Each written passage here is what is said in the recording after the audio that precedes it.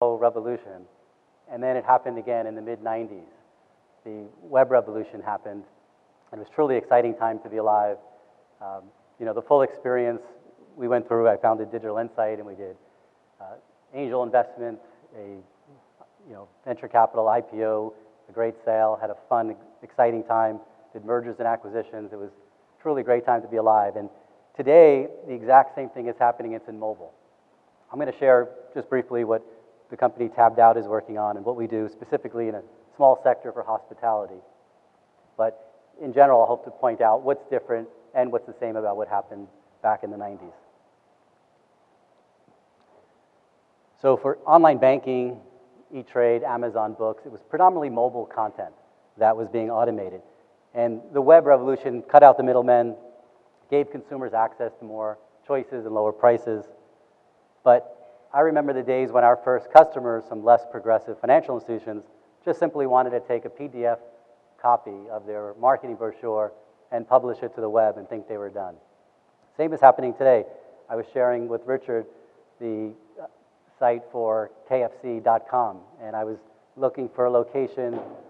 When you pull up KFC, if you put in a zip code, literally the pins that they used are 1 inch and the screen is 3 inches. So if they have 10 locations in an area, you completely block out the map from San Francisco down to Los Angeles. I accidentally stumbled upon a KFC driving faster than I was able to find it. They didn't realize that embedded in that phone was a GPS and lots of other great technologies. There's another concept that was great about things like Amazon when you find out you could shop for something and realize, hey, guess what? You like this book, you're going to like this DVD. And what really happened was the time it took if you were a brand to advertise for something. Let's say it was a Super Bowl, you advertise a beer brand, it's a month ago, 2 months ago. You hope a week later, or maybe T-minus 1 day, maybe T-minus 3 hours, you could present the brand to a consumer. With mobile payment technology, it's T-minus 1 second. It's at the point at which, in our case for restaurant hospitality, they're about to make a decision and that brand has that opportunity. That's what makes it so powerful. So we're going to talk about retail. I'll point out an example in the grocery sector and then show some screens of what we're doing at Tabbedout. So remember in the 90s when, I remember my first experience being at a movie theater. It was maybe 1995 or 1996, and at the trailer for a movie, it came on the bottom with a www URL. And it was spectacular. I remember high-fiving my co-founder, Daniel Jacoby, that this internet thing really was going to take off. It wasn't going to be a fad. And yesterday I was in Pennsylvania, and the license plate actually had a URL on the official state of Pennsylvania license plate. I never knew that before yesterday. So clearly it's come a long way. But in a physical environment, when you're ordering a meal or you're buying groceries at a grocery store, they're not going to take the milk and bring it to your house. With online banking, the credit unions are here, they want to have a branch in everyone's home, and the computer revolution allowed that to happen. That doesn't quite work when you're ordering a meal at your favorite restaurant or you're at the grocery store.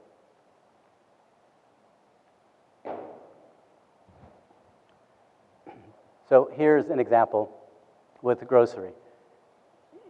They never had to worry that there were so many websites coming out. In the mid-90s, late 90s, when you were doing grocery store applications, you still had paper. You printed out your grocery list. Maybe you put it on the refrigerator. Then you cut out coupons from a newspaper or circular and you brought them to the store. So they didn't really need to have a web presence. They could and they did. They maybe made some digital coupons, but for the most part, they weren't impacted. But now, because of the mobile technology, you could do a voice-activated list. You could do aisle-finding technology, where is a certain product, and it tells you exactly where it is inside the store. This is a technology I believe this is in Korea. Anyone seen this before? You just take a picture with your iPhone of a product, and it has delivery to your home that day by the time you get home. Before you throw items out, you could take a QR scan of it or a barcode scan so that it adds to your grocery list automatically with all the social media components. In hospitality, and by hospitality I mean, these categories here, you could be at a hotel here today and checking out and close your bill, view your bill, and get that kind of interaction with that venue from the taxi, as opposed to waiting in a queue. So we've had some great presenters today, and it's been really encouraging to be here and see such the way it's been described with a really big picture view as it drills down. But in each application, for each retail environment, you have to figure out what is going to work for you. So in the case of Tabbedout, it was deciding for all these questions which direction to go. For a hospitality venue, a restaurant, a bar, a nightclub, the most important and critical thing is their point-of-sale environment. This is what drives their business. Everything runs here. And it's not just that they could take this and bring it to every table. This equipment, and companies like Micros and Radiant Technologies and various vendors make software such as that. And by the way, there's over 500,000 venues that you could open up a tab in the US. This point-of-sale system is the engine that drives their printers to the kitchen, the management reports.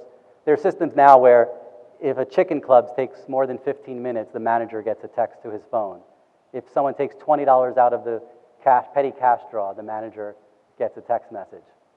So there are some smaller environments, coffee shops, maybe places where items like the Square Register could come in and replace that point-of-sale system. But for larger organizations, there's no replacing this in the short term.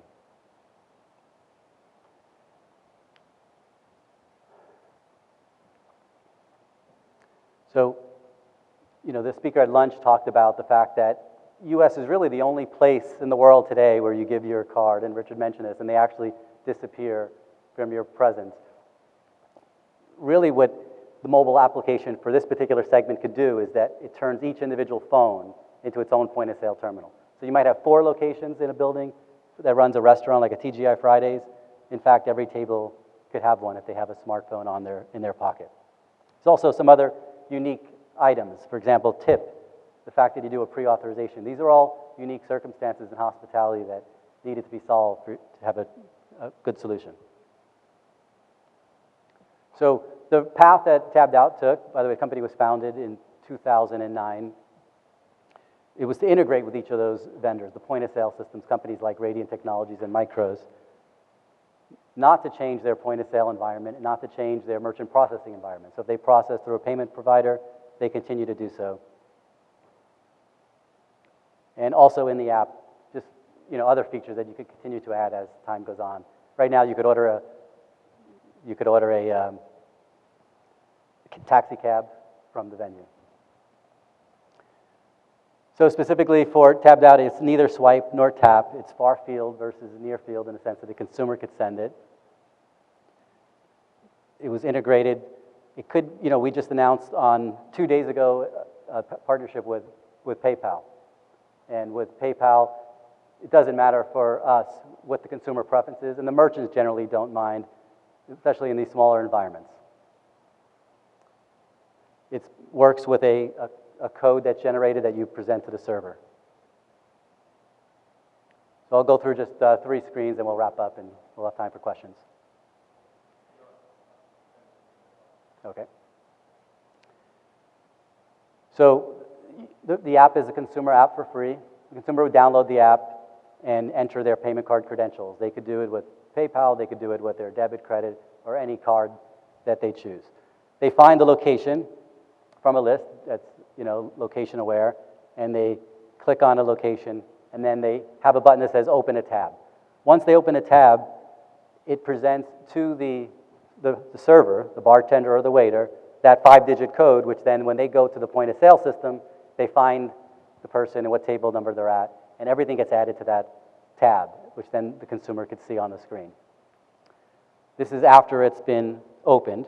You can see on the top, the yellow button is offer, so if the merchant or one of their partners wants to present an offer in-app, that could be done. And everyone, we talk about coupons. The truth is 98% of most paper coupons completely get discarded. We look at it as it's just money. You put the money on the product, you put the money in the account, and the conditioning engine decides whether or not it'll be redeemed or not redeemed.